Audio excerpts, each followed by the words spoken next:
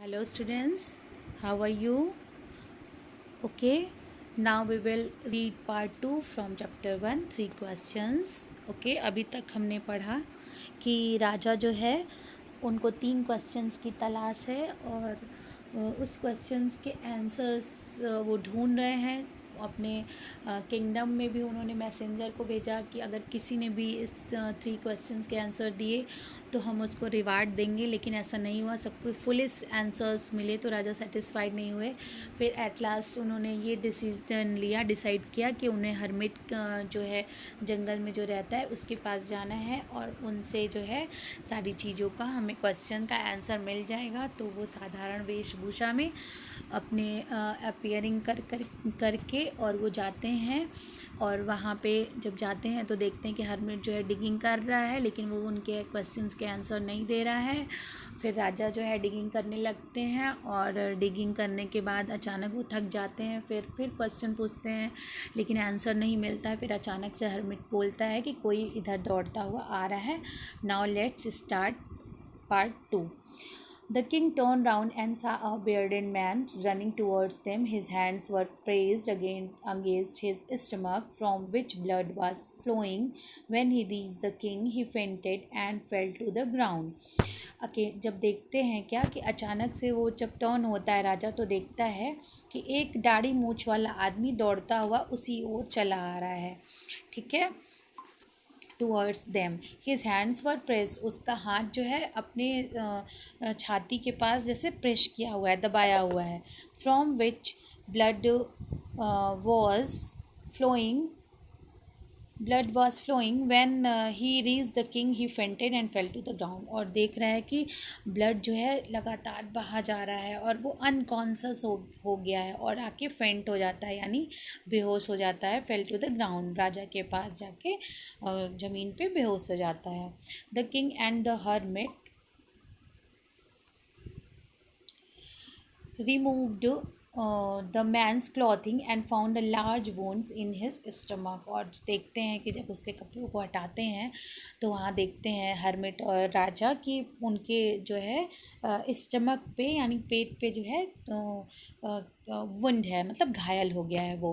The king washed and covered it with his handkerchief, राजा जो है उसको धुलता है और अपने जो है रुमाल जो उसके पास रहता है उससे उसको कवर करता है, बांधता है। But the blood would not stop flowing. The king redressed the wounds until at last the bleeding stop. वो जो है बदलते रहता है, पट्टी को बार बार बदलता है, फिर जो है जाकर के उसका जो है स्टॉप होता है ब्लडिंग करना, यानी ब्लीडिंग जो है उसकी स्टॉप हो जाती है। The men felt better and asked for something to drink. The king brought fresh water and gave it to him. By this time the sun had set and the air was cool. और फिर क्या होता है, जो थोड़ी देर बाद जो है उसको थोड़ा अच्छा लगने लगता है, जब पट्टी बन जाती है और उसकी ब्लीडिंग बंद हो जाती है तो वो जो है राजा से कहता है कि मुझे थोड़ा सा पानी पिला दीजिए, पानी पीने के लिए दे दीजिए। By this time the sun had set and the air was cool. Sun जो है सेट हो गया, यानी शाम का समय हो गया और हवा ठंडी ठंडी चलने लगी। The king with the hermit self carried the wounded man into the hut and laid him on the bed. ले जाते हैं हर्मिट और राजा जो है उस घायल व्यक्ति को अंदर अपने झोपड़ी में, और उसके बाद जो है वो सो जाता है, बेड पर उसको सुला देते हैं। The man close his eyes and ले क्वाइट, सो जाता है तुरंत आँख बंद करके। और किंग भी इतना टायर्ड हो जाता है चलते चलते, और इतना उसने काम किया है कि वो भी जो है ज़मीन पे ही बेचारा सो जाता है। And slept through the night, और पूरी रात सो अच्छे से उसको नींद आ जाती है।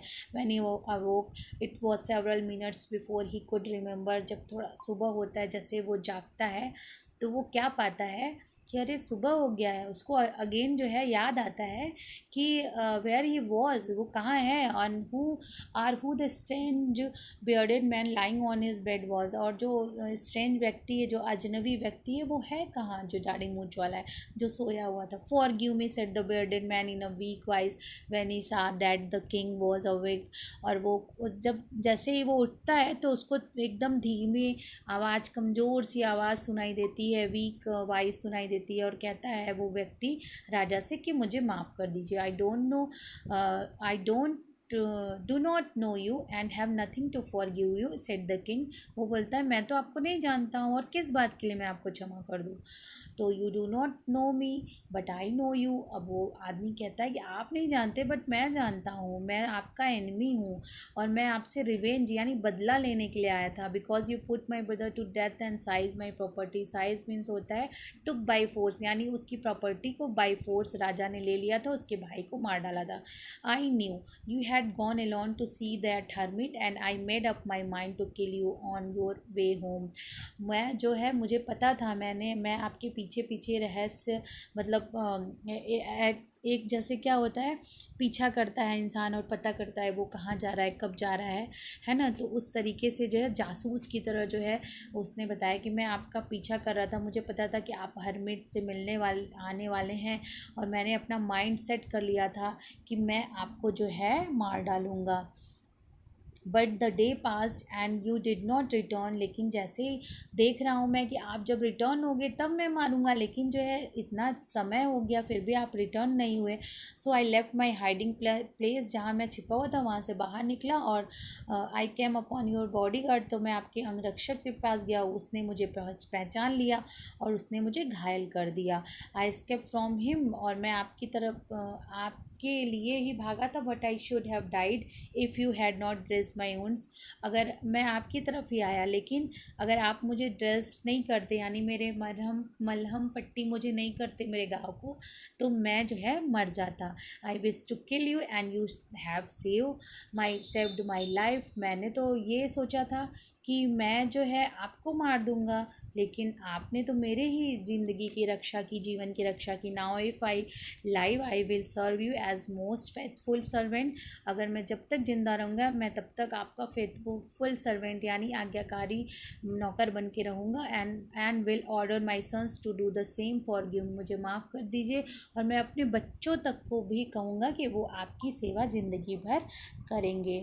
The king was very happy to have made peace with enemy so easily and have won him over as friend। राजा को बहुत अच्छा लगा कि अरे एक शत्रु जो मेरा था जिसे मैं नहीं जानता था और वो मेरा अब मित्र बन गया है और मैंने उसको एक मित्र की तरह जीत लिया है।